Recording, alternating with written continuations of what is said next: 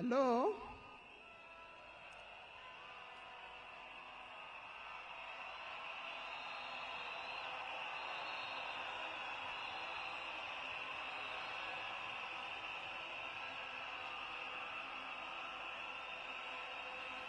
Thank you. Thank you. Thank you. To His Excellency, the President of the Republic of Kenya, His Excellency William Samoei Ruto, and Her Excellency Lady Rachel Ruto, the former President, President Uhuru Kenyatta,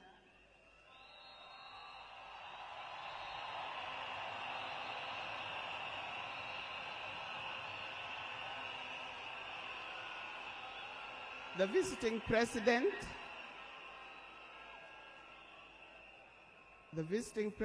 past and present, the deputy presidents,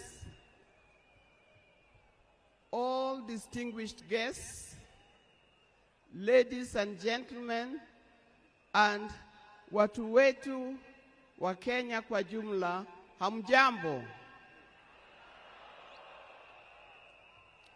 Today is a very unique day.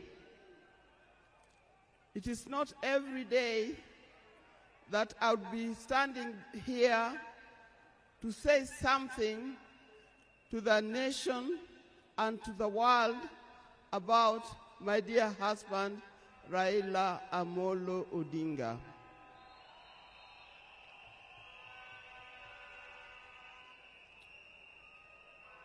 For those who don't know me, I've got a very long name.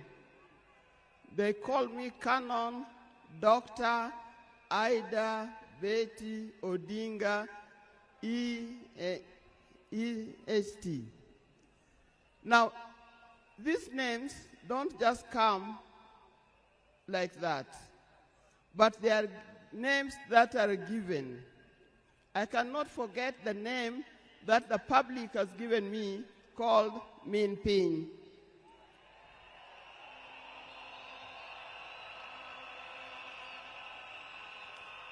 That name is a very heavy name because it is a name that puts a lot of responsibility to the owner of that name. I'm also gotten the name of Peace Ambassador. And for that reason, even before I say something else, I'd like to say something about peace.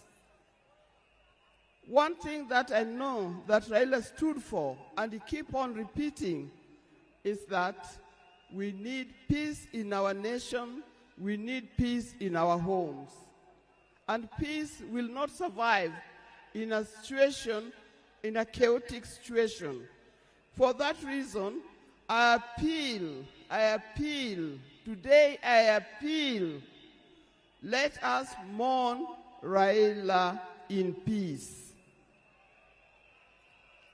I know you are all concerned, I know you are all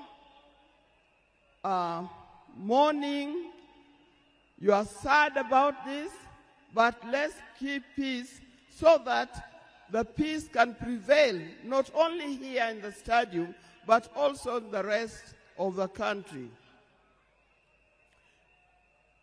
Coming to talk about my dear husband, Raila Amolo Odinga.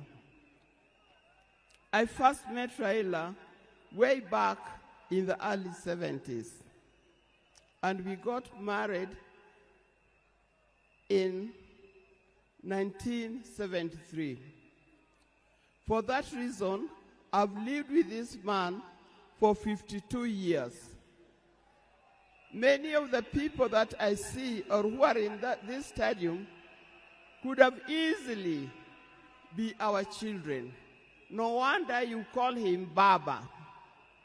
That name did not come from nowhere, but came from the experience and the life that he has lived with and relationship that he has had with some of these people. During our union, we were blessed by 4 children. First, the first child was called Fidel Castro Odhiambo Odinga. When Fidel was born, I was a bit hesitant the way he gives the name. I said, why do you call him Fidel? Then he said he was a great admirer of Fidel Castro, and therefore he named his first child Fidel Castro Odinga. Later, we had the second child, Rosemary,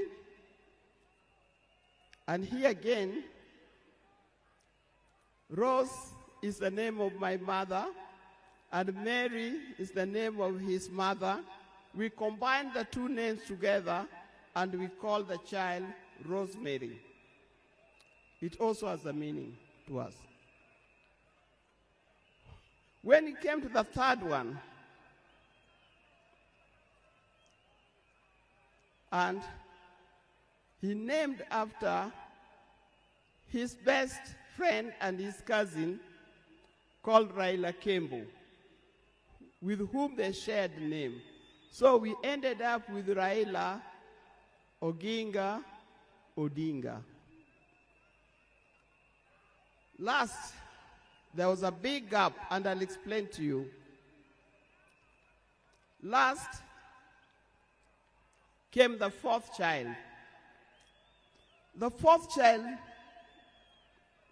when I went to the hospital, and you know those mothers, you end up somewhere in labor ward. And I was watching the television.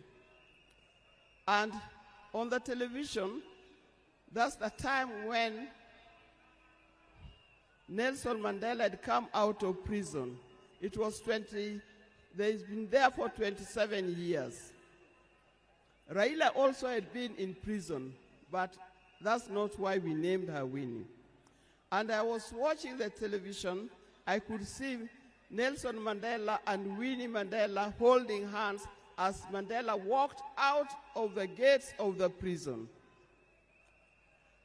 By then, I didn't know what kind of child I was going to get.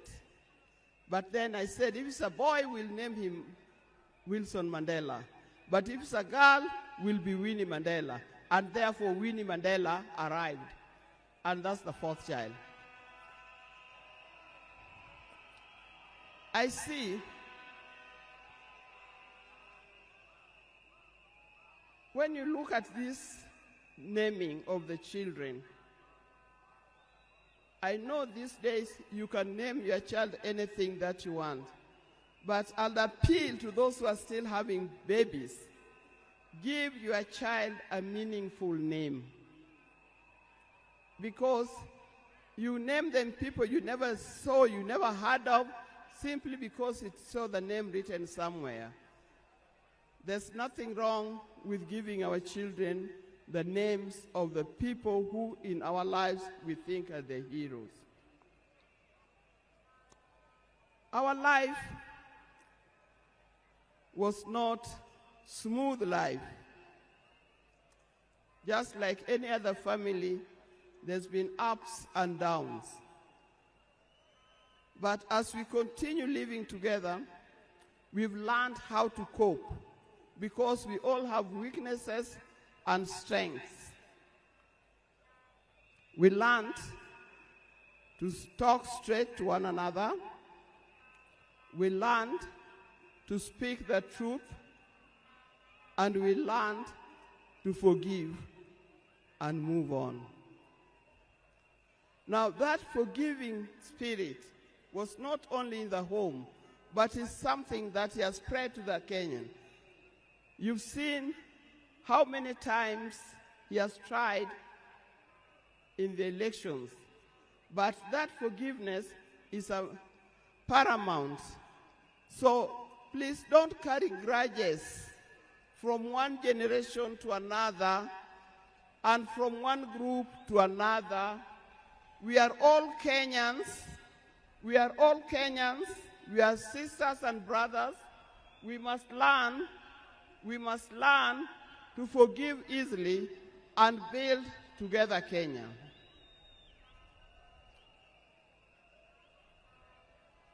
Towards the end, I'll not say everything. I would like to say everything, but time would not allow. And a span of 52 years is not a short time. I hope that when I get another opportunity on Sunday, I'll be able to say more.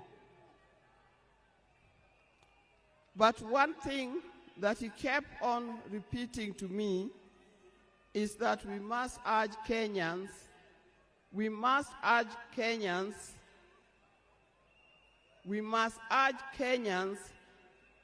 to live in peace. He kept on repeating that. We must repeat it to our Kenyans. We live in peace. Raila hated dishonesty. He hated dishonesty. He hated greed.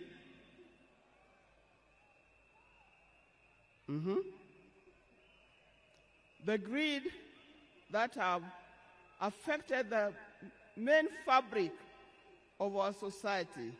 The greed that leads to stealing from the public coffers. The greed that leads to corruptions. That's the kind of thing that Raila would not have liked to see. So, you people, you Kenyans, I'll tell you more. But I thank you, those who have come and those who are watching us from other places. I thank you for standing with this family. I thank you for being here for us. And I thank you for helping us to mourn Raila. May his soul lie in eternal peace. And for the people of Kenya, I wish you well, thank you, and may God bless you. Thank you.